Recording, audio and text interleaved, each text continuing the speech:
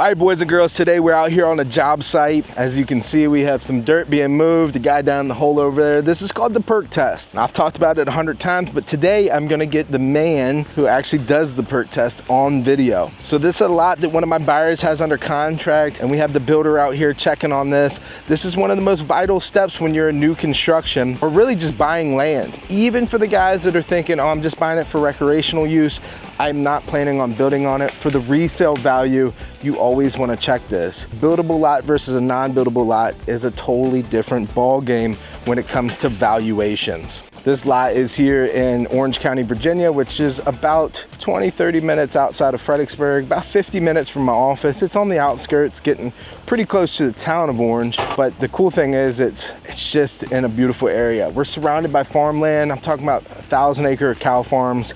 And you're starting to get into the slopes of the mountains of Virginia. So you're starting to see some foothills and everything. Just a really beautiful area. Matt's over here in the hole, playing with dirt. I don't know what they do. We're gonna hear more about what they do here in a little while. He's looking at this hole and he's working his way down through, I guess, all the different layers of dirt, although they all look the same to me. Again, we're gonna hear more about what they're doing shortly. Today I'm super excited because most times when I'm out in the field, I never get to talk to a builder, or better yet, I never get them on camera. Today, Roy, I barely got him on there, but he's saying yes, he'll come on here and actually explain what a perk test is, because I've always told you, but I'm no soil scientist. I don't know anything about this kind of stuff. So today, Mr. Roy Hunter, tell us exactly what a perk test is and what's the purpose of it. So the purpose of a perk test is when you get a piece of property, you want to make sure it's buildable. The way to make sure it's buildable is, can you get a septic system on it? You want to be able to get rid of your waste. So in the cities, you go to a wastewater treatment facility through a force main. Out in the country or the woods, you've got to disperse of it on site, which is all regulated under the Virginia Department of Health. So essentially what we do is we come out, we dig in the soil, and we try to make sure that our drain field doesn't have any environmental impact. We're not putting sewage in the water table. We're not hitting bedrock, impervious features that's going to cause the soil, the effluent to come to the surface. We're here to make sure everything stays in the ground. One of the things you're actually doing is you're testing to make sure the soil will actually, the sewage, I guess you can say, is percolating through the ground. Is that the whole point of a perk test? So it's called a perk test. Back in the day, they stopped this probably 20, 25 years ago. You would actually dig a hole, put water in the hole, and see how fast it went away. We don't do that anymore. What we do is called soil morphology. So we dig in the soil, we look at the characteristics of the soil, the color, the texture, the consistency, and we try to figure out what kind of rate at which that allows the water to move through the soil. So it's really a site and soil evaluation, but everybody calls it a perk test. Right, and the other things you're looking out for too is, like, we found an abandoned well up here. And then how are you going to have to abandon it properly and everything else? Because again, you don't want any of that soil or sewage getting into the water table. Sure. Yeah, so we'll have to, for this property, we're looking at probably doing a treatment unit to shallow ditches. That'll be one permit. A second permit will be for abandoning that existing well. We'll have to properly abandon that so we can get within, essentially right up to that well. Otherwise, we got to stay at least 50 feet away. On this small site, we can't do that. We need all the space we got. And then, so you were also talking about, because we are running into some alternative issues, we got to keep the trenches up actually pretty high.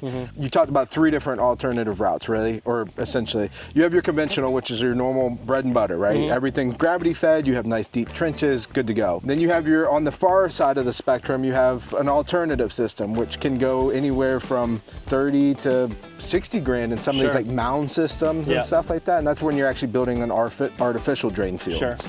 But this, we're gonna have somewhere in the middle, right? So we're gonna have an alternative treatment unit up front. So you're gonna have a box in your yard, but the drain field is still gonna be conventional, except it's gonna be a little bit more shallow. Yeah, it'll be gravel trenches. So we have Roy on the right-hand side, and then we have his right-hand man, Matthew, who actually studied soil.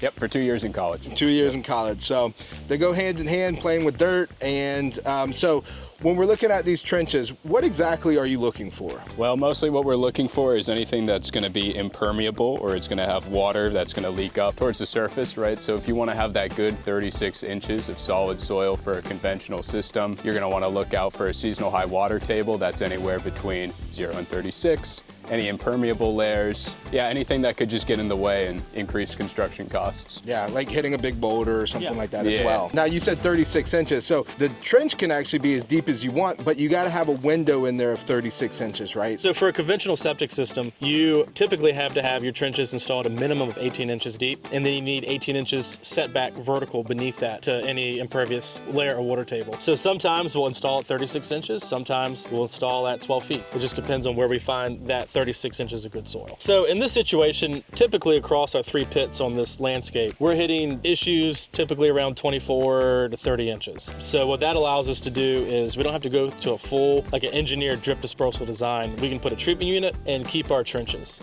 Trenches will be about 12 inches deep with a 12-inch separation off of them. So we'll be able to do that here.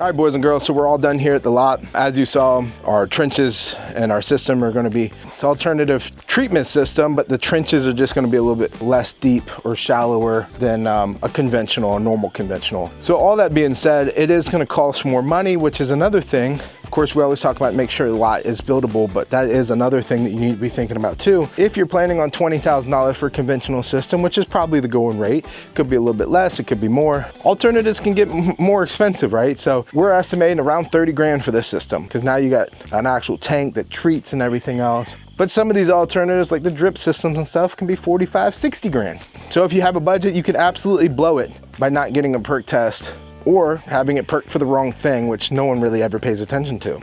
So if you need Rory's information, maybe you're buying a lot without me, which would hurt me a little bit, but it's okay. If you need Rory's information, definitely just reach out to me. I'll shoot you over his cell phone number. Real good guy, as you saw, small team out here. It's just a family business, but real good guy. I really enjoy working with him. Sorry, it's been a little while since I made a video. I'm gonna try to get back into it. I got a big trip coming up in October. After I get back from that, I will definitely be back on my videos. I will see you on the next one, guys.